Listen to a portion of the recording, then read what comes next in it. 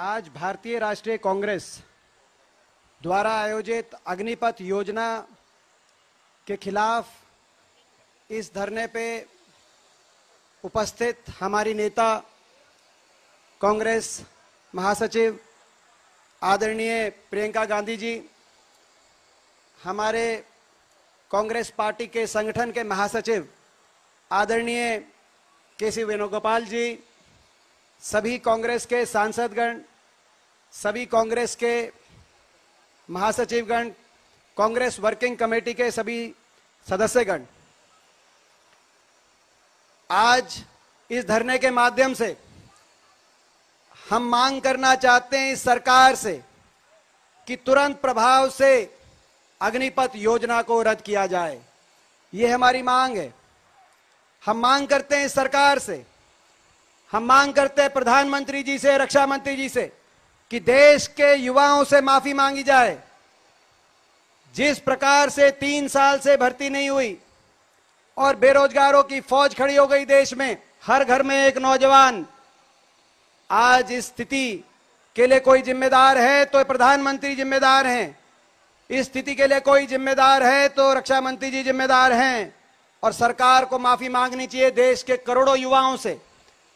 3 साल से भर्ती ना होने के लिए भी और अग्निपथ जैसी योजना जो पूर्णतः देश की सुरक्षा व्यवस्था के लिए घातक साबित भी हो सकती है, देश के युवाओं के भविष्य के लिए भी घातक साबित हो सकती है और राष्ट्र हित में भी जो घातक साबित हो सकती है, ऐसी योजनाएं लेके आए।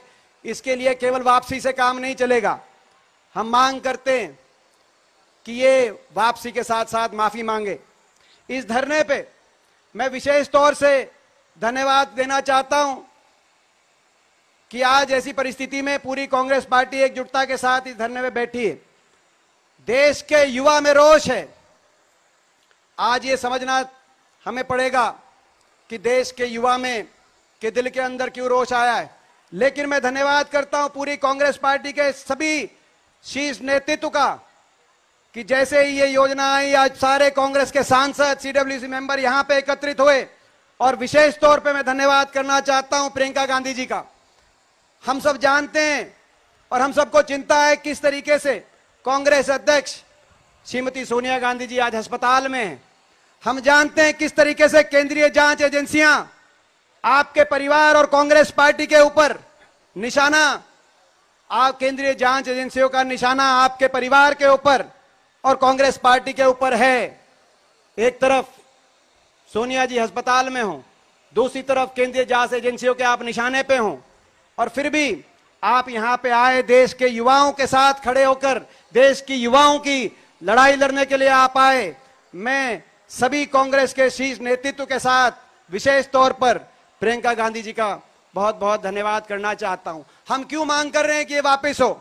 क्योंकि हमारा मानना ये योजना ना तो राष्ट्र सुरक्षा हित में, ना राष्ट्र हित में है और ना ही देश के युवाओं के भविष्य के हित में है। जो देश चारों तरफ से दुश्मनों से घिरा हो, चीन और पाकिस्तान सरीखे दुश्मनों से, क्या जरूरत थी इस योजना की? और जिस देश की फौज की साख दुनिया में हो, मैं पूछना चाहता हूं प्रधानमंत्री जी से, आज दुनिया के अंदर अगर सबसे बेहतरीन फौज मानी गई है, दुनिया के अंदर अगर एक फौज का नाम है, शान है, पहचान है तो हिंदुस्तान की फौज। उसमें क्या कमी आपको मिली? आपने क्या सोचा कि योजना लेके आप आए?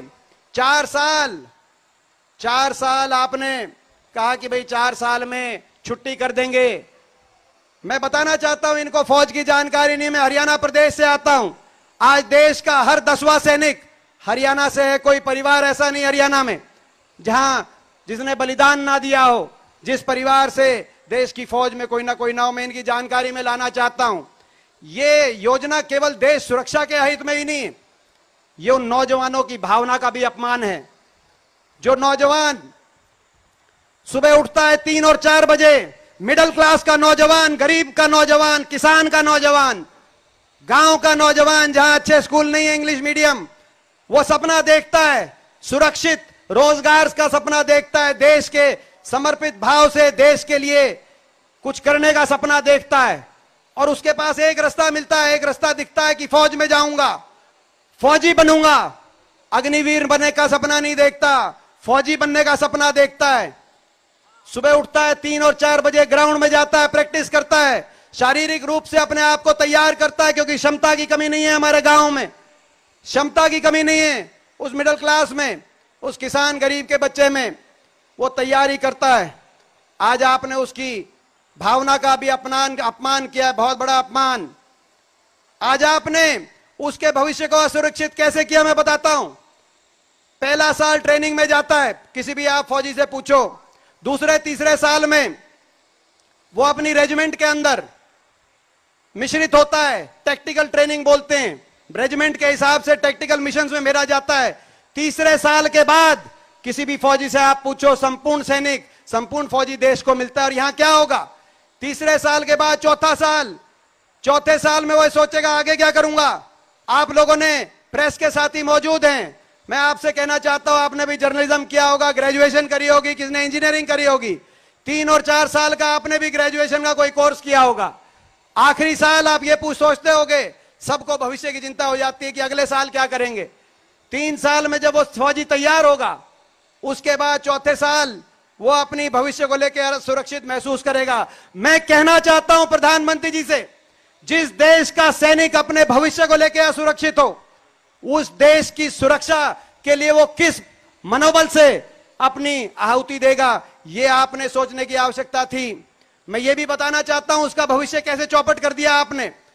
12वीं के बाद ले लोगे आप उसको, 12वीं के बाद बच्चे कॉलेज में जाते हैं, कोई ग्रेजुएशन करता है, कोई इंजीनियरिंग करता है, कोई आप लोगों की तरह जर्नलिज्म करता है।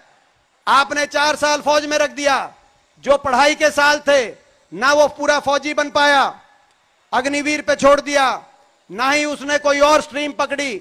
उसका भविष्य आज चौपट करने की ये योजना लेके आए और कह रहे हैं कि इजराइल में होता है। मैं सुन रहा था इनके भाषण, इजराइल में होता है।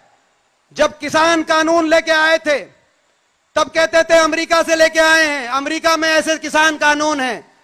तब भी हमने एक बात कही थी इनको कि बीजेपी वालों, आप हिंदुस्तान की संस्कृति को नहीं मानते, हमारे संस्कारों को नहीं मानते, जिन मूल्यों पे इस देश की स्थापना हुई, जिन आदर्शों पे देश का स्वतंत्रता संग्राम लड़ा गया, आप उनको नहीं समझते, आप देश को नहीं समझते। आपको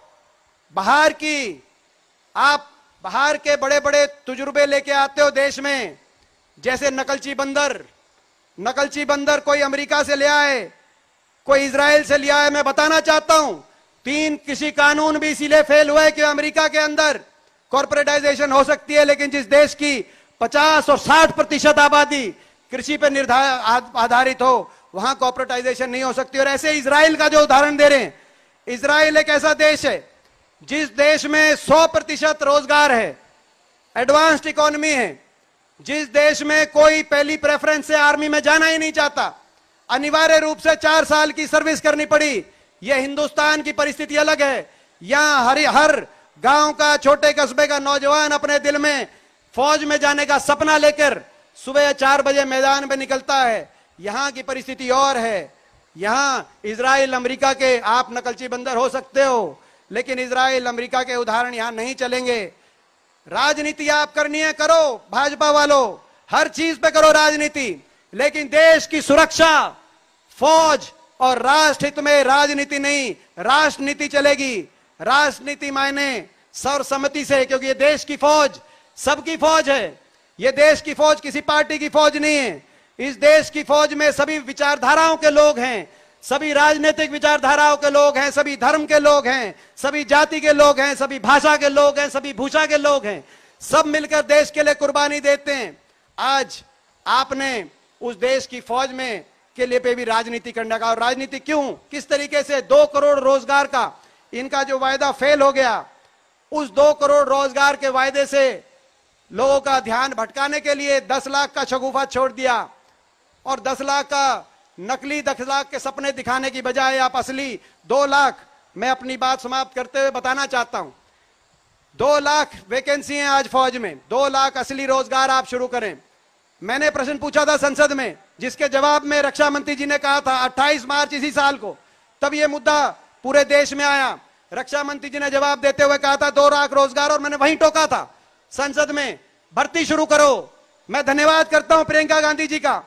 देश में अगर सबसे पहले भर्ती शुरू हो, ये अगर किसी ने चिट्ठी लिखकर और इस बात का आवाज उठाने का काम किया, जब 3 साल से देश का युवा अपने सपनों को टूटते देख के चिंतित था, उस समय प्रियंका गांधी जी ने चिट्ठी लिखी। उन्होंने अनुरोध किया, बार बार हमने इनको चेताया भर्ती शुरू करो, लेकिन इन्होंने हमारी ना मानी। और अभी भी मैं एक चेतावनी देके अपनी बात समाप्त करता हूं। जब किसान के ऊपर आपने 3 कृषि कानून लाए, हमने चेतावनी दी थी वापस ले लो। ये वे लोग हैं, ये पीछे हटने वाले नहीं हैं। ये वो लोग हैं जो दुश्मन की गोलियां, दुश्मन के गोलों के आगे भी पीछे नहीं हटते। आप वापस ले लो अपने कानून, एक ना एक दिन लेने पड़ेंगे। 700 किसानों की जान कुर्बान हो गई, 700 घरों के चिराग बुझ गए, उसके बाद आपको किसान कानून लेने पड़े वापस, देश से क्षमा याचना करनी पड़ी। आज भी हम चेतावनी देते हैं, ये वो देश है जहां कोने कोने में जय जवान जय किसान का नारा गूंजता है। ये वो देश है जहां आप युवाओं के, किसानों के सपनों को यूं नहीं तोड़ सकते, हम नहीं तोड़ने देंगे। विपक्ष हैं, हम विपक्ष की भूमिका निभाएंगे। आप वापस ले लो, आप ज्यादा इसमें विलंब ना करो। मैं सरकार से कहना चाहता हूं, इनको वापस आपको लेना पड़ेगा। और जब तक आप वापस नहीं लोगे, चट्टान की तरह पूरी कांग्रेस पार्टी, राहुल गांधी जी, प्रियंका गांधी जी के नेतृत्व में चट्टान की तरह देश के युवाओं के साथ ये लड़ाई लड़ेगी। आपको ये वापस लेना पड़ेगा, यही हमारा संकल्प है। धन्यवाद। जय हिंद।